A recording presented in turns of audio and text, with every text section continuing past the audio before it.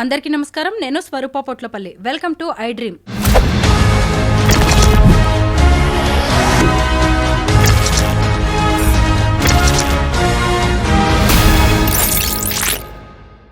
దేవర movie villain, Bollywood star hero Bebo Kareena Kapoor husband Saif Ali Khan మీద జరిగిన దాడి ఇప్పుడు సెన్సేషన్గా మారింది.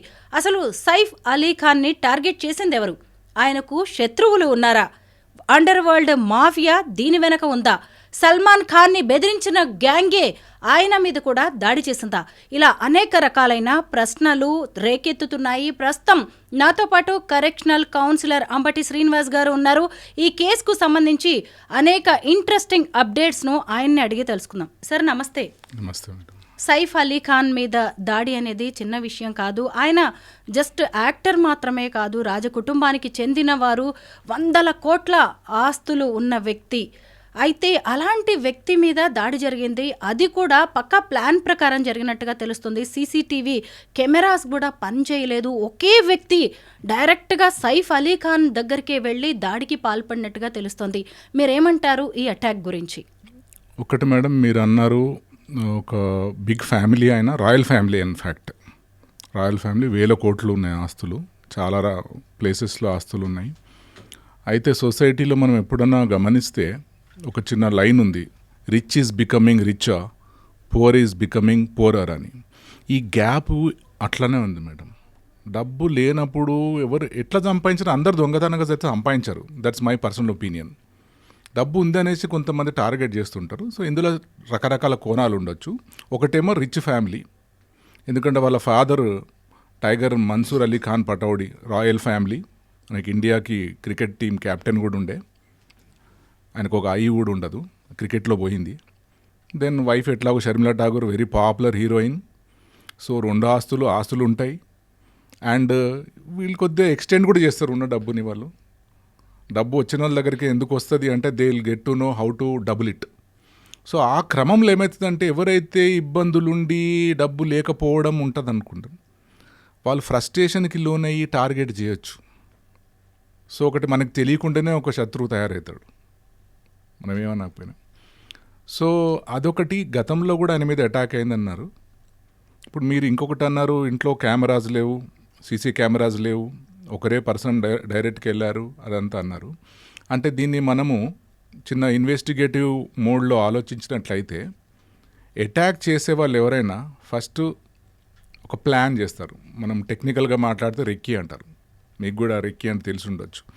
రెక్కీ అంటే అది ఒక 1 month, 2 months, 3 months కూడా కావచ్చు, సంవత్సరాలు కూడా పట్టవచ్చు. ఎందుకంటే మీరు దొరికేంత వరకు ట్రై చేస్తూనే ఉంటాడు. ఓకే, ఆ మధ్యన మన ఛానల్లోనే ఇంటర్వ్యూ వచ్చింది. మన ఎస్ఆర్ నగర్ ఉమేష్ కుమార్ వాళ్ళ దాంట్లో, ఉమేష్ చంద్ర వాళ్ళ దాంట్లో మొత్తం ఆయన చెప్పాడు ఎంతమంది ఆపరేషన్లో ఉంటారని. సో ఈ కెమెరా ఫెయిల్ కావడం, మనుషులు లేకపోవడం, వెహికల్ లేకపోవడం, ఇవన్నీ అంటే ఎవరైతే అటాక్ చేయాలనుకున్నారో వాళ్ళు రోజుల తరబడి కావచ్చు, ఎన్ని రోజులు వెయిట్ చేస్తుండొచ్చు. ఎప్పుడు వీక్ పాయింట్ వస్తుందో దానికోసం వెయిట్ చేస్తారు. కానీ మనం ఏం చేస్తాము, మన పనిలో మనకు ఉంటాం. అంటే నిన్నేం జరగలేదు, 1 month ఏం జరగలేదు, 1 year ఏమవుతుందిలే నాకు అనుకుంటాం. కానీ the person who is targeting you will wait ఆ టార్గెట్ చేయాలని. అంత డిస్టర్బ్ అయి ఉంటాడు. రీజన్స్ అన్నీ మనం ఇన్వెస్టిగేషన్ తెలుస్తుంది ఎవరు ఏందనేది, ఏ ఫ్యాక్టర్స్ ఉన్నాయని. సో ఇది పక్కాగా ప్లాన్ చేసినారు. ఇంకొకటి న్యూస్ చూస్తే 3 days వరకు, 72 hours వరకు ఏం చెప్పలేమంటున్నారు. వెన్నెముక బాగా డ్యామేజ్ అయింది అంటున్నారు. డాక్టర్ ఏం చెప్పలేను అంటున్నాడు. అంటే కొద్ది క్రిటికల్ కండిషనే. చాలా అది జనరల్గా చెప్పరు వాళ్ళు, క్రిటికల్ది కూడా బయట చెప్పరు వాళ్ళు, హెల్త్ బులెటిన్లో చెప్పారంటే క్రిటికల్ అంటే ప్లాన్ ఆయనని మొత్తం క్లోజ్ చేయాలన్న ప్లాన్తో ఉండొచ్చు ఇది. అది మరి రీజన్స్ అని తర్వాత తెలుస్తుంది. ఆ డబ్బు ఉండడము తప్ప అన్న కోణంలో మాట్లాడాల్సి వస్తుంది. ఎందుకంటే మనం అందరం కూడా బెటర్ లైఫ్ కోసమే పనిచేస్తున్నాం. ఈరోజు కొద్దిగా రేపు కొద్దిగా ఏదో డెవలప్ కావాలని ఉంటుంది, కానీ కొందరు తెలియకుండా ఆ టార్గెట్ చేయడం అది కరెక్ట్ కాదేమో అనిపిస్తుంది.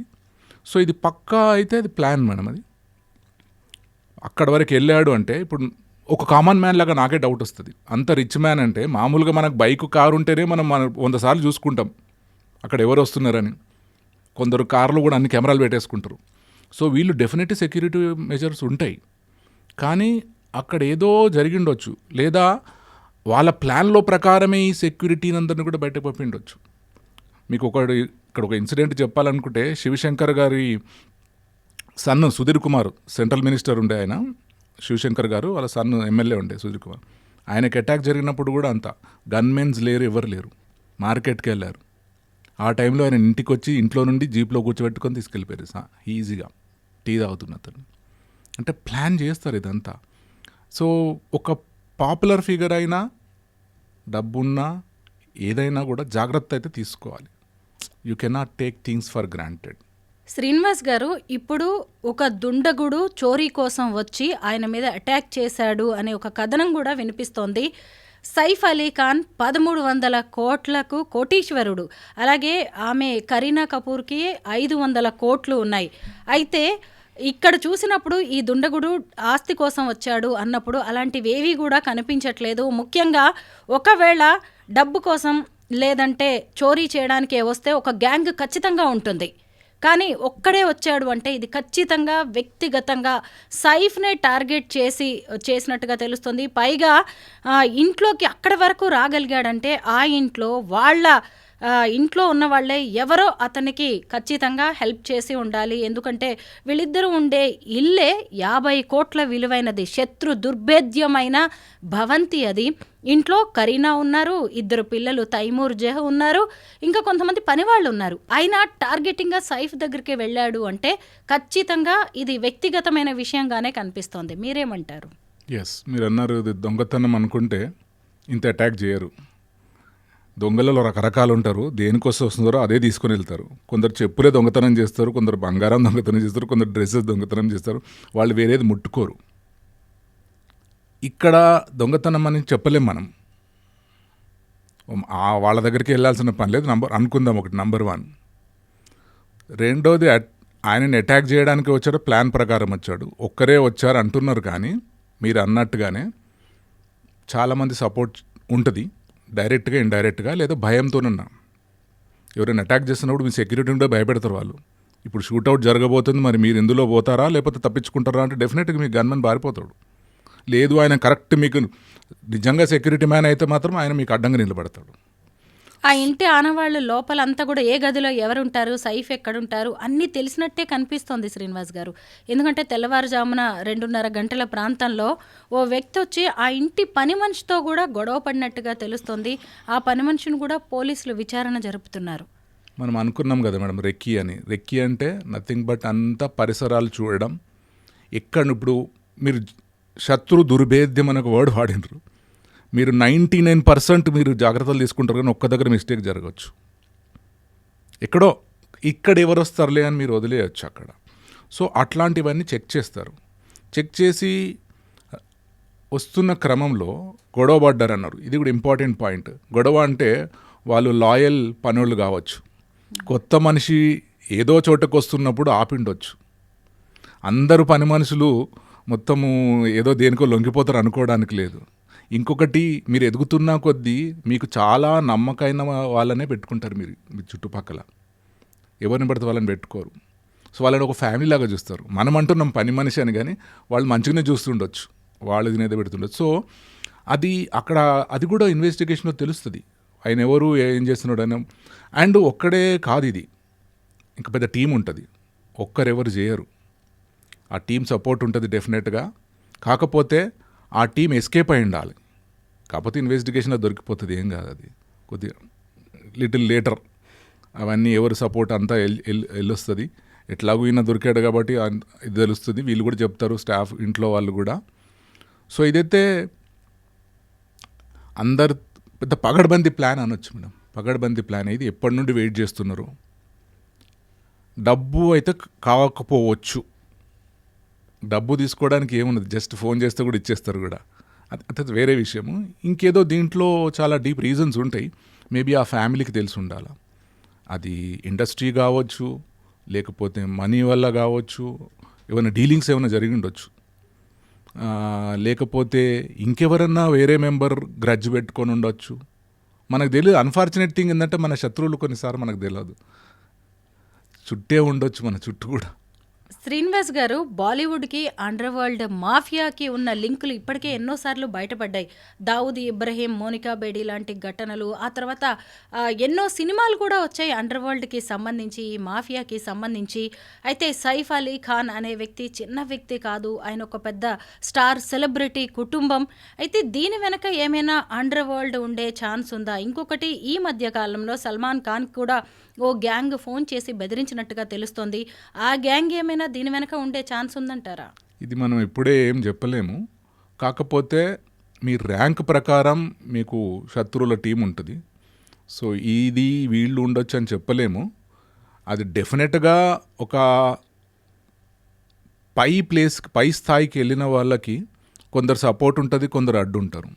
కొన్నిసార్లు ఎదుగుతున్నప్పుడు మిమ్మల్ని ఎవరు టార్గెట్ చేస్తున్నారో వాళ్ళ ప్రొటెక్షన్ కోసం మరి ఇంకొక వాళ్ళ ఉజ్జీలతోని మాట్లాడుకోవాల్సిన అవసరం ఉంటుంది. అట్లా చాలా ఇన్సిడెంట్స్ ఉన్నాయి అక్కడ, మనం డీటెయిల్స్కి వెళ్ళకపోయినా. అది హై లెవెల్ గేమ్ అది. సో ఉండొచ్చేమో, అంటే అది వాళ్ళు చెప్పే వరకు మనకు తెలియదు, మనము ముందే అనడానికి లేదు. మళ్ళీ వాళ్ళు చెప్పడానికి కూడా ప్రాబ్లం అనుకుంటాను, కొన్ని మనం అర్థం చేసుకోవాలి అంతే. ఇది హై లెవెల్ హ్యాండ్ ఉంటుంది డెఫినెట్గా. సో ఈయన కూడా జాగ్రత్తలు ఉండొచ్చు, కానీ ఆ రోజు అది ప్లాన్ జరిగిండొచ్చు. డెఫినెట్గా సెక్యూరిటీ, మనము మళ్ళీ ఉమేష్ చంద్ర కేసు తీసుకుంటే ఆయన బాడీగార్డ్స్ అందరు వెళ్ళిపోయినా కూడా ఆయనకు లాయల్ బాడీగార్డు జీతం లేకపోయినా సస్పెండ్ అయినా కూడా ఆయనతో ఉన్నాడు. సో ఈయనకు కూడా సెక్యూరిటీ ఉంటుంది. కాకపోతే ఆ క్షణం కోసం వాళ్ళు క్రియేట్ చేసినారా, లేకపోతే అన్ఫార్చునేట్లా అర్లీ మార్నింగ్ 2 అన్నారు, అందరు మంచి నిద్రపోయే టైం అది యాక్చువల్గా దొంగల టైమే.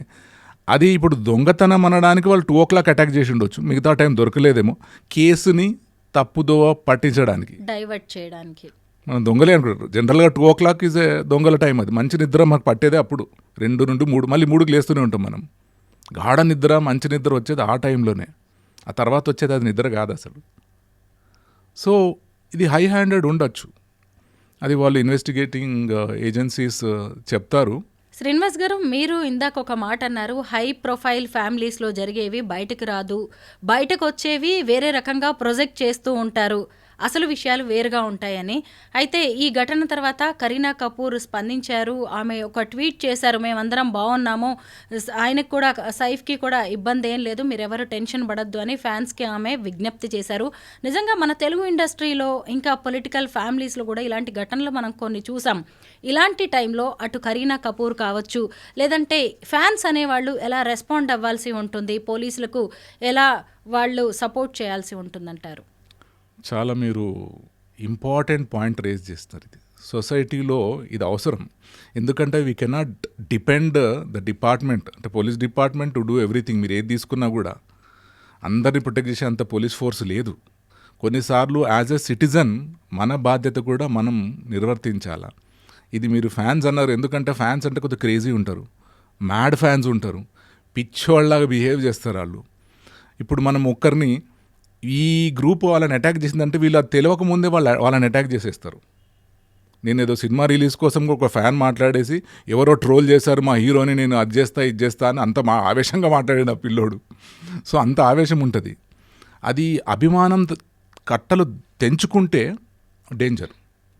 కాబట్టి అందుకే మీరు ఇందాకే అన్నారు, కరీనా కపూర్ ట్వీట్ చేశారు. వాళ్ళకి టెన్షన్ ఉన్నా బాధ ఉన్నా పబ్లిక్ లైఫ్లో ఉన్నారు కాబట్టి అన్నీ దిగమింగుకొని వాళ్ళు వచ్చి చెప్పాల్సి వస్తుంది. బాగానే ఉన్నారు, మీకు టెన్షన్ ఏం లేదు, మీరేం ఎట్లాంటి స్టెప్ తీసుకోవద్దు అంటే ఇప్పుడు వాళ్ళకి తెలిసి ఉండొచ్చు ఎవరు అటాక్ చేశారో ఏదో తెలిసి ఉండొచ్చు, అది గ్రూపా ఏదో తెలిసి ఉండొచ్చు, కానీ బయట కనరు. ఎందుకంటే అది అవుట్ ఆఫ్ కంట్రోల్ సిచ్యువేషన్ అయిపోద్ది. Police cannot handle, government cannot handle. So అది we should appreciate that. So ఇది మంచి పాయింట్ వాళ్ళు చేయడం, చెప్పాలి. ఎందుకంటే మాబ్ సైకాలజీ వేరే ఉంటుంది, ఇండివిజువల్ సైకాలజీ వేరే ఉంటుంది. మాబ్లో ఎవరో ఒకరు రాయేయమంటే మొత్తం అందరూ వేస్తారు, తగలబెట్టేయమంటే తగలేమంటారు. సో మీకు ఒకసారి గుర్తుందో లేదో, రైల్వే స్టేషన్, సికింద్రాబాద్ రైల్వే స్టేషన్లో అగ్నివీర్ ఇష్యూలో ఒక షూట్అవుట్ అయింది, ఒకరు చనిపోయారు కూడా. అది సెన్సేషనల్ అయింది. గవర్నమెంట్ని బ్లేమ్ కూడా చేశారు. నిరుద్యోగులు వాళ్ళని షూట్ చేశారని. అందులో నేను కూడా కామన్ మ్యాన్ లాగా రియాక్ట్ అయినాను, హౌ కెన్ దే షూట్ అని. స్టోరీ అంతా చదివితే మీకు గుర్తుందో లేదో, వాళ్ళు అంత పగలగా కొట్టుకుంటూ వెళ్తూ మాబ్ అక్కడ ఉన్న ఆయిల్ ట్యాంకర్ వైపు వెళ్ళారు. ఆయిల్ ట్యాంకర్ వైపు కొద్దిగా ఏమన్నా అయ్యి ఉంటే అది ఆ చుట్టుపక్కల ప్రాంతాలంతా ఇప్పుడు హాలీవుడ్ తగలబడుతున్నట్టు తగలబడేది. అప్పుడు ఉన్న ఆఫీసర్ సెన్స్ ఆఫ్ ప్రెజెన్స్ని అప్రిషియేట్ చేయాలి. ఆ ఒక్కడిని ఆపకపోతే కొన్ని వేల మంది చనిపోయేవాళ్ళు. షూట్ తప్పలేదు ఆయనని. Yes sir no. సో ఈ మాప్ సైకాలజీని కంట్రోల్ చేయాల్సింది వాళ్ళు. ఫిల్మ్ స్టార్లను చేయాలి, ఫ్యాన్స్ అన్నా, పొలిటిక్స్ ఎవరైనా కొద్దిగా రెచ్చగొట్టకూడదు. జనరల్గా మీరు చాలా కేసులు చూసారు. ఈ మధ్యన కూడా జనాలను రెచ్చగొడితే కేసులు పెడుతూనే ఉన్నారు. ఎమ్మెల్యే కానివ్వండి, ఎంపీ కానివ్వండి, ఎవరన్నా కానివ్వండి, నేషనల్ లెవెల్ లీడర్ కానివ్వండి. చాలా కేసెస్ కూడా ఉన్నాయి. సీనియర్ ఎంపీస్ మీద కూడా కేసెస్ ఉన్నాయి. ఏంటంటే అక్కడెక్కడో పోయి ఏదో కొద్దిగా రెచ్చగొట్టి వచ్చినారు. అది చాలా డేంజర్. అది పెద్ద ఆయిల్ కంపెనీ అంటుపెట్టినట్టే ఫ్యాన్స్ని రెచ్చగొడితే. ఇది చెప్పాల్సిందే. అది we should appreciate Kareena Kapoor for that. Srinivas గారు, విధి మన జీవితాలతో ఎంత వింత నాటకం ఆడుతుందో ఈ సైఫ్ అలీ ఖాన్ ఇన్సిడెంట్ చూస్తే అర్థమవుతుంది. ఆయన గోల్డెన్ స్పూన్తో పుట్టారు. అలాంటి వ్యక్తి మీద అటాక్ జరిగి అంత సీరియస్ కండిషన్లో ఉంటే ఇంటి నిండా కార్లు ఉంటాయి, ఇంటి నిండా స్టార్స్ ఉంటారు. అయినా ఆ రోజు రాత్రి ఆయన తీసుకువెళ్ళడానికి ఒక ఇంట్లో ఒక కారు లేదంటండి. ఆటోలో అతని పెద్ద కుమారుడైన ఇబ్రహీం ఆటోలో లీలావతి హాస్పిటల్కి ఆయన్ని తీసుకువెళ్ళి ట్రీట్మెంట్ ఇప్పియాల్సి వచ్చింది. దీన్ని మనం ఎలా చూడాలండి? అంటే ఆస్తులు డబ్బుని మనం నెత్తిన పెట్టుకొని వెళ్ళలేమని కూడా పెద్దవాళ్ళు చెప్తూ ఉంటారు కదా, అన్నీ ఇక్కడ వదిలేసి వెళ్ళిపోవాల్సిన వాళ్ళమే అని. ఎగ్జాక్ట్లీ సైఫ్ అలీ ఖాన్ కూడా ఇప్పుడు చావు అంచుల వరకు వెళ్ళారు. ఒక ఆటోలో ఆయన వెళ్లాల్సి వచ్చింది. ఇంట్లో అన్ని కార్లున్నా ఒక్కటి కూడా అందుబాటులో లేదు. దీన్ని మనం ఎలా చూడాలి? మీరు ఫిలాసఫికల్ క్వశ్చనే వేసారు అక్కడ. ఎస్, వేదాంతం రైట్. స్టీవ్ జాబ్స్ కూడా చనిపోయే ముందు అన్నాడు కదా, బ్లాంక్ చెక్ ఇచ్చాడంట డాక్టర్స్కి, take whatever money you want but save me. అంటే బాడీ సపోర్ట్ చేయట్లేదు, మీ డబ్బులు మాకెందుకు అన్నారు. అప్పుడు ఆయన రాసిండు డోంట్ రన్ ఆఫ్టర్ మనీ అని. మనీ కావచ్చు, ఇది మొత్తం భగవద్గీత సారాంశం అంతా మీరు ఒక స్టేట్మెంట్లో చెప్పిండ్రు. అది ఎంత ఉన్నా మీకు పనికొచ్చేది ఏంటో తర్వాత తెలుస్తుందని. సో ఒకటి మీరు ఆ బ్యాడ్ టైం అంటారా అనుకోవచ్చు, లేదా ప్లాన్ ప్రకారంగా అవన్నీ లేకుండా చేసి అటాక్ చేసి ఉండొచ్చు, లేదా అనుకోకుండా వెహికల్స్ అన్నీ కూడా సర్వీసింగ్కి పోయి ఉండొచ్చు. Yes sir no. విధి అన్నారు మీరు, ఇంకొక మాట, చాలా పెద్ద మాట. బాలచందర్ గారు చాలా వాడతారు ఈ వర్డ్. మీరు న్యూస్ చూస్తున్నప్పుడు నాకు ఆశ్చర్యం వేసిందండి. ఎందుకంటే దానికి సంబంధించిన వీడియో ఒకటి బయటకు వచ్చింది. సైఫ్ అలీ ఖాన్ని హాస్పిటల్కి తీసుకొని వచ్చిన ఆటో పక్కనే నిలబడి కరీనా తన స్టాఫ్తో మాట్లాడుతూ ఉంది. సో ఇది ప్రూఫ్ అని కూడా కనిపిస్తూనే ఉంది. అందుకే నేను ఇలా అడగాల్సి వచ్చింది. కరెక్టే. అది ఇది అందరికి తెలియాల్సిందే కూడా. We run after money and money and money కావచ్చు, but money is not everything. కొన్నిసార్లు చూడండి, ఒక ఆటో డ్రైవర్ కాపాడుకున్నాడు కదా ఆయనని. రేపు బతికి బయట పడిన తర్వాత I think they will definitely appreciate that auto driver. ఎంత ఇచ్చినా తక్కువే ఆటో డ్రైవర్కి. రాను అంటే ఏమయ్యేది? You can't even imagine. అందరితో సొసైటీలో బాగుండాలనడానికి కూడా ఒక నిదర్శనం. సో అది కరెక్టే. అది విధి అనాలా, లేకపోతే బ్యాడ్ లక్ అనాలా, లేదా మేబీ ఏ ప్లాన్. అయితే మరి ప్లాన్ చేసి ఉంటే ఆటోను కూడా రానివ్వకపోవాలి. సో ఇక్కడ చాలా డైమెన్షన్స్ ఉన్నాయి. అంటే వాళ్ళ కొడుకు వేరే ఇంట్లో ఉంటారు కదా, అమృతా సింగ్తో కలిసి ఇబ్రహీం. ఆయన వచ్చేసి మళ్ళీ ఒక ఆటోని పట్టుకొని వచ్చి జస్ట్ 2 కిలోమీటర్ల దూరంలోనే ఉంటుందంట లీలావతి హాస్పిటల్. ఇవన్నీ జరిగాయి అన్నమాట. చూడండి, వెంటనే తీసుకెళ్ళడానికి ఒక కారు లేని పరిస్థితి వచ్చిందంటే సైఫ్కి ఇదొక కొత్త ఉదంతం అనుకుంటా. దేవుడు అవకాశం ఇచ్చినట్టుగా కూడా అందరినీ. ఎందుకంటే ఆయన హెలికాప్టర్లలో తిరిగి ఉండవచ్చు, ఆటోల్లో ఎప్పుడు అడుగు పెట్టకపో ఉండొచ్చు. ఇలాంటి విషమ పరిస్థితుల్లో ఓ ఆటో ఉపయోగపడిందని కూడా అనుకోవచ్చు. ఏదో పర్సనల్ ఇష్యూ కూడా ఉండాలి, దానివల్ల కూడా అది ఒక లెసన్ కావచ్చు. కొద్దిగా తలకెక్కిందన్న అంటారు కదా, అన్నప్పుడు దింపడానికి కూడా ఒక ఇన్సిడెంట్ కావచ్చు. If you believe in that. అవునండి. సో ఉండొచ్చు, చెప్పలేము. అంటే మనకు తెలియకుండా మనము ఏదో మాట్లాడేస్తాం, అది కూడా మనకు ఒక శత్రువుని క్రియేట్ చేస్తుంది. చెప్పలేము.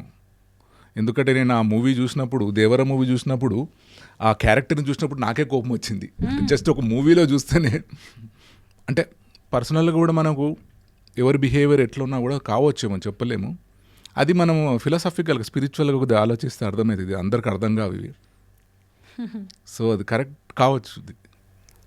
సైఫ్ అలీ ఖాన్ లాంటి బిగ్ షాట్ మీద జరిగిన దాడి చిన్న విషయం ఏం కాదు. పక్కా ప్లాన్ ప్రకారం, స్కెచ్ ప్రకారమే రెక్కి చేసి మరి ఈ దాడి చేసినట్టుగా తెలుస్తోంది. ఇది ఏ మాత్రం కరీనా చెప్పినట్టుగా లేదంటే ఇంకెవరో చెప్పినట్టుగా చోరీ కోసం వచ్చి ఒక దుండగుడు చేసిందైతే కానే కాదు. దీని వెనక పెద్ద గ్యాంగ్స్ ఉన్నట్టుగా తెలుస్తోంది. పోలీసుల విచారణ జరుగుతోంది. రేపు గడిస్తే, కొన్ని గంటలు గడిస్తే పోలీసుల దర్యాప్తులో మరిన్ని విషయాలు బయటికి రావచ్చు. కాకపోతే హై ప్రొఫైల్ కుటుంబాల్లో, సెలబ్రిటీస్ విషయాల్లో అన్నిటినీ బయట పెట్టడానికి కూడా కొంత ఆలోచించాల్సిన పరిధులు కూడా ఉంటాయి, పరిమితులు ఉంటాయి. Thank you so much Srinivas garu. It's a pleasure ma'am.